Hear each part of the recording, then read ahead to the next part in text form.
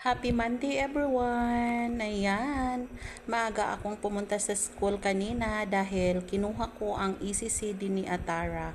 Di ko kasi nakuha ang kanyang ECCD last Friday nung kumuha ako ng kanyang card at kay kuya.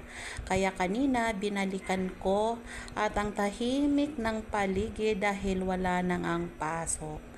Ayan, mamimiss ko ang Mary Calkins dahil si kuya ay from Kinder 1, Kinder 2 hanggang grade 6. Diyan si kuya hinubog sa kanyang pagkatao at diyan si kuya natutong mag-aral hanggat si Atara ay pumasok.